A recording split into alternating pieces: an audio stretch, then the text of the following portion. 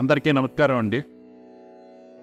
మన పూజ్య లాలాజీ మహారాజు గారు 28 మార్చి 1928 ఒక సోదరుడికి రాసినటువంటి లేఖలో ఒక కథ చెప్పారు. అది గులిస్తానీ కథ అన్నారు ఆయన.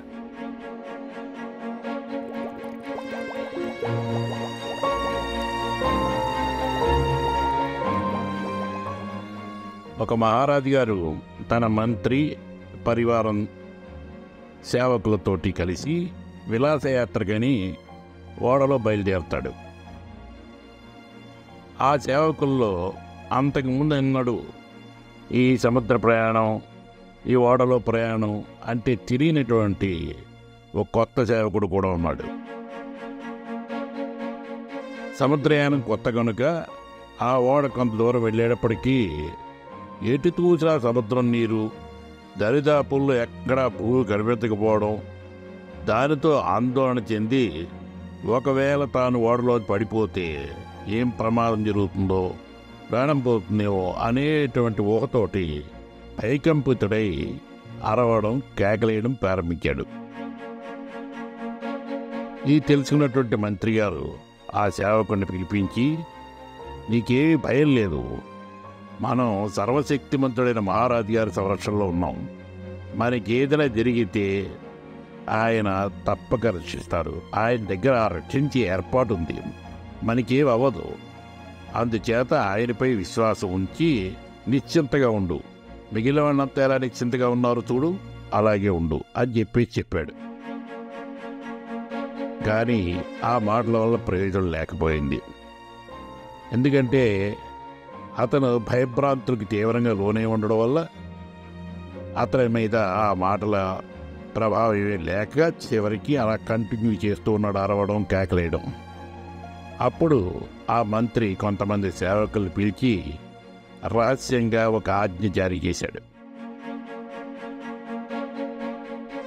ఆ ఆజ్ఞ ప్రకారం వాళ్ళు వెళ్ళి ఒక్క ఉదుటిని ఆ సేవకుడిని నీళ్లలోకి తోసేశారు.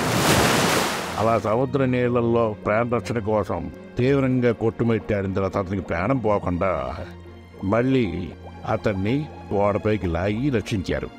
ఇలా 5-6 సందర్భాల్లో 5-6 సార్లు ఆ రకంగా చేశారు. ఇక ఆ తర్వాత అతడు అరవడం, కేకలేయడం మానేశాడు. నిశ్శబ్దంగా కూర్చున్నాడు, ప్రశాంతంగా ఉన్నాడు. ఎంచేత అతనికి అర్థమైంది, ఒకవేళ నేను నీటిలో పడిపోయినా రాజుగారు రక్షిస్తారు, ఆయనకి ఆ మంది మార్పణ ఉంది, రక్షించే ఏర్పాటు ఉంది, తనకేమీ బాధ లేదు, తనకు ఆయన భద్రత ఉంది అనేటువంటిది ఆ నమ్మకం కలిగింది.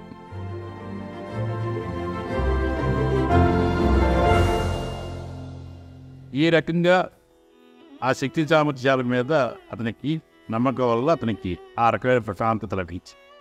ఇది చెప్తూ లాలాజీ మహారాజు గారి ఉత్తరంలో ఆ సోదరుడికి రాస్తారు, నీవు నీ యొక్క ఆఫీసులోనూ అశాంతిగా ఉందంటున్నావు, వ్యాపారంలో అశాంతిగా ఉందంటున్నావు, కుటుంబంలోనూ పరిసరాల్లోనూ కూడా అశాంతిగా ఉందంటున్నావు. ఈ రకంగా నువ్వు చెప్పుకుంటూ అసలు సంక్షోభపడుతున్నానని. మన ఇద్దరి మధ్యలో చాలా ఉత్తర ప్రత్యుత్తరాలు జరిగాయి. నేను నీకు చెప్తున్నాను, భగవంతుడి రక్షణ ఉంటుంది, నువ్వు నిశ్చిత్తగా ఉండు, నీకు అన్నీ మంచి జరుగుతాయి, అంతా బాగానే ఉంటుంది అని చెప్పేసి నీకు ధైర్యం చెప్తూ నేను వివరిస్తున్నాను. అయినప్పటికీ ఏమీ ప్రయోజనం లేకపోతుంది, నువ్వు అలాగే ఉంటున్నావు. అది చేత ప్రకృతి ఇప్పుడు నీకు ఈ అనుభవాన్ని ఇచ్చింది. అంటే అతనికి కూడా ఏదో ఘాటిన అనుభవాన్ని ఇప్పుడు మన కథలో ఆ కొత్త సేవకుడికి జరిగినట్టు ప్రకృతి అతనికి ఏదో అనుభవాన్ని ఆ షాక్ ట్రీట్మెంట్ తోటి మామూలు అవుతాడు అన్నమాట. అంతవరకు ఎందుకు భద్రతాభావం ఉంది, హ్యాపీగా భగవంతుడు లేదా సమర్థ గురువు యొక్క రక్షణ మనకు ఉంది, మన పని మనం చక్కగా చేసుకుంటూ నిర్వర్తించుకుంటూ నిజాయితీగా చేసుకుందాం అని ఆ రకంగా సంతోషంగా ఉండు అని చెప్పేసి లాలాజీ మహారాజు గారు చెప్తారు ఈ కథలో.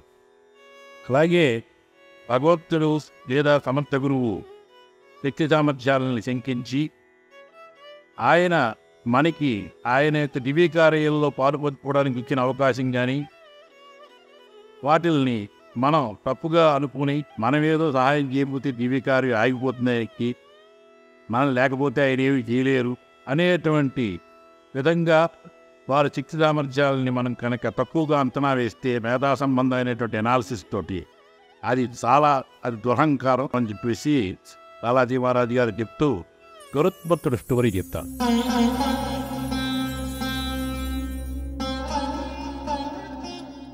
గరుత్మంతుడు పక్షులకి రాజు. శ్రీరామచంద్రుడు రావణాసురునితో యుద్ధం చేస్తున్నప్పుడు రావణ కుమారుడైనటువంటి మేఘనాథుడు శ్రీరాముడు లక్ష్మణులపై నాగాస్త్రం ప్రయోగించాడు.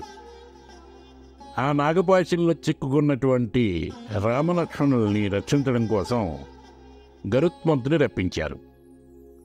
గరుత్మంతుడు వారిరువురిని ఆ బంధం నుండి విడిపించాడు. ఆ సంఘటనతోటి గరుత్మంతునికి తాను అవతార పురుషుడైన శ్రీరామచంద్రుడికి సహాయం చేసి రక్షించాను అనేటువంటి అహంభావం ఏర్పడింది.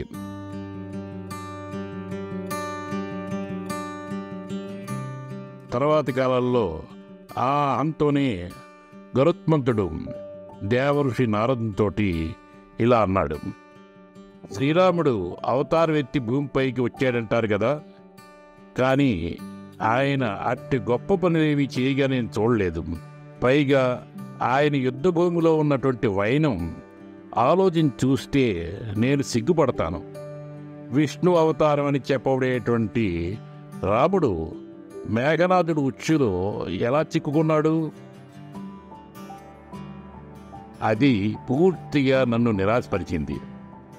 పైగా నేను ఆయన్ని రక్షించవలసి వచ్చింది అని చెప్పేసి అంటే నారదుడు గరుత్మంతుడు ఎంతటి అహంతో పీడింపబడుతున్నాడో గ్రహించి అతడిని మహాభక్తుడైనటువంటి హిమాలయాల్లో నివసిస్తూ ఆధ్యాత్మిక బోధన చేసేటువంటి కాకాభూషంది అనే కాకి దగ్గరికి వెళ్ళి తన సందేహాలని నివృత్తి చేసుకోమని హితో చెప్పాడు.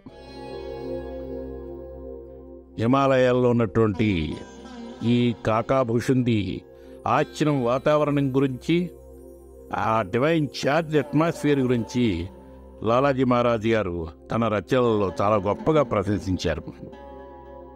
నారదుడు సలహా ప్రకారంగా కాకాభూషంది వద్దకి గరుత్మంతుడు వెళ్ళాడు. గరుత్మంతుడికి కాకాభూషందికి మధ్య జరిగినటువంటి సంభాషణ తులసీదాస్ గారి రామచరితమానస్లో అద్భుతంగా వర్ణించబడింది. ప్రధానంగా గరుత్మంతుడు 7 ప్రశ్నలను అడగడం, దానికి కాకాభూషంది సమాధానాలు ఇవ్వడం, ఇదంతా ఉంటుంది అందులో.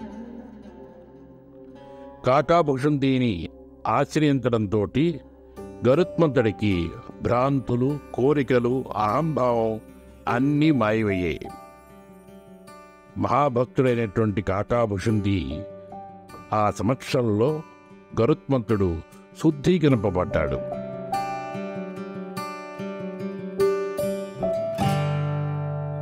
ఈ కథలో మనకి 2 విషయాలు బోధపడతాయి.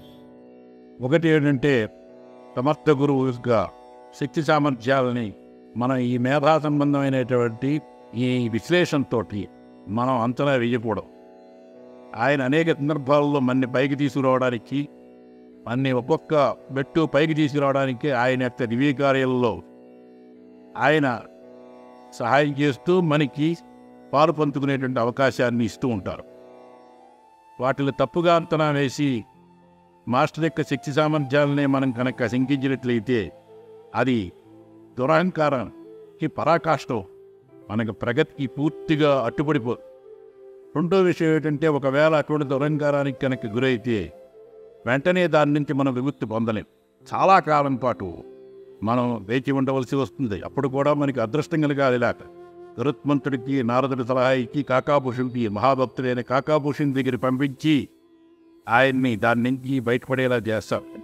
అటువంటి అవకాశం గరుత్మంతుడికి ఎప్పుడు వచ్చింది? అనేక వేల సంవత్సరాల తర్వాత ఎంతో కాలం వేస్ట్ చేయాల్సి వస్తుంది.